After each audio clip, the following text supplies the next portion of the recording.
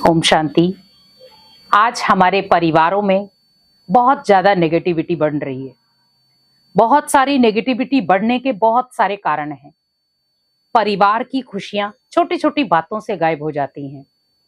परिवार में हम चाहते हैं खुशियां लाना, लेकिन परिवार में कहीं ना कहीं दुखों के बादल आ जाते हैं। हम कई बार अपने परिवार को एक सुरक्षा के घेरे में लाना चाहते हैं, लेकिन फिर भी वो कहीं ना कहीं दुख के घेरे में चला जाता है। क्या हमने कभी सोचा है ऐसा क्यों होता है?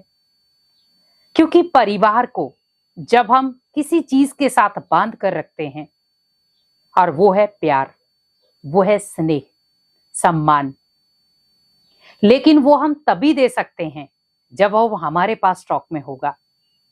आज मैंने कई बार आपको बोला है, आप अपनी दहलीज को चेक करें कि आप बाहर से जब अंदर आ रहे हैं क्या लेकर आ रहे हैं।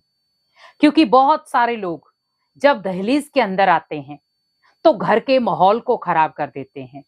जब अपने घर में अंदर आते हैं, घर में अंदर एंट्री करते हैं, चिल्लाते हुए आते हैं, गुस्सा करते हुए अंदर आते हैं, क्रोध करते हुए अंदर आते हैं, अपमान करते हुए अंदर आते हैं, तो आप सोचिए आपके घर का माहौल कैसा बन जाएगा। और कई बार ड्रिंक करते हुए इतना चिल्लाते हैं तो व्यक्ति के अंदर जो उसका खुद का व्यक्तित्व है वो खत्म हो जाता है। जीवन में छोटी छोटी बातें आना स्वाभाविक है, व्यक्ति उनको परिवर्तन नहीं कर सकता। लेकिन आज सोचिए कि हम अपने घर में अगर खुशियां लाना चाहते हैं तो मेरे अंदर जो मैं अपनी दहलीज को जो क्रॉस कर रहा हूं, मुझे उसको परिवर्तन करना है। मुझे ओनली ये 3 चीजें अपने घर की दहलीज के अंदर लानी है। पहली, दुआएं। मेरे घर की दहलीज के अंदर ओनली दुआएं आनी चाहिए।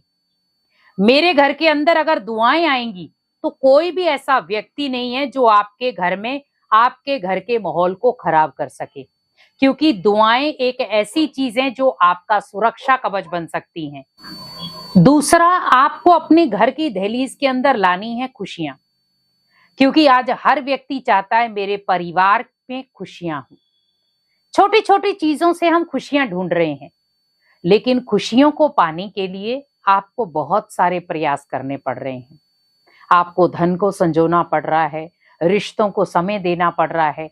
पर अगर हम यही सोच लें कि जब मैं दहलीज के अंदर आऊं तो मेरे दहलीज के साथ साथ जब मैं कदम अंदर रखूं तो दुआएं मेरे साथ आएं, खुशियां मेरे साथ आएं। तीसरी चीज, जब भी मैं अपनी दहलीज के अंदर कदम रखूं तो मैं अच्छे कर्मों के साथ अंदर आऊं। क्योंकि आज व्यक्ति बहुत सारे ऐसे कर्म कर रहा है जो अच्छे भी हैं और बुरे भी हैं। लेकिन अगर आप दहलीज के अंदर कदम रखते अच्छे कर्मों के साथ स्वागत कर रहे हैं अपना, या अपने घर में माहौल जो है वो अच्छे कर्मों के साथ कर रहे हैं, तो आप कभी भी अपने घर के माहौल को बिगड़ा हुआ नहीं देख पाएंगे। आपके जो घर का माहौल है वो बिगड़ता तब है जब आप उसे बिगड़ने देते हो। क्योंकि घर में अगर आप बहुत उल्टे सुल्टे कर्म कर रहे हो तो क्या होगा, घर का माहौल बिगड़ेगा। अब आप सोचो, आपके घर में मान लो सपोज नशे पत्ते करने वाला है, आपके घर में गुस्सा करने वाला है, आपके घर में कोई बातचीत सुनने वाला नहीं है, तो आप सोचो आपके घर का माहौल कैसा होगा।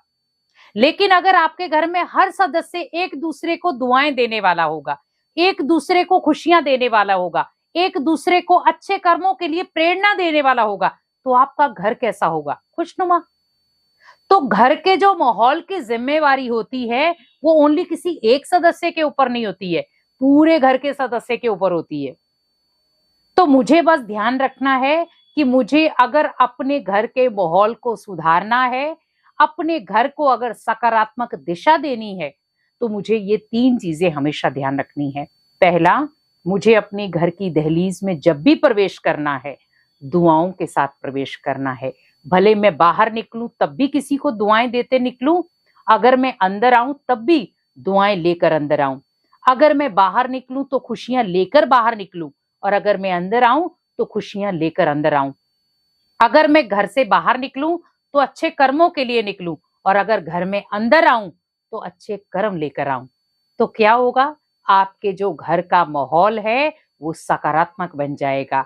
और जब आपके अच्छे कर्म होंगे तो आप सोचो भगवान भी आपका साथ देगा और आपके जो कर्मों का ज्ञान, कर्मों का फल है वो भी आपको अच्छा मिल जाएगा। और आप जो अपनी घर की दशा देखना चाहते हैं कि आपका घर खुशनुमा हो, आपका घर ऊर्जावान हो, आपका घर सकारात्मक हो, आपके घर में खुशियां हो, आपके घर में दुआएं भरी रहें, वो सब होगा। और वो तभी पॉसिबल है जब आप ये चीजें करेंगे। तो इसीलिए कोशिश करें घर में जब भी आप एंट्री करते हैं इन चीजों का ध्यान रखें, तो आपके घर में सकारात्मक बदलाव जरूर होगा। ओम शांति।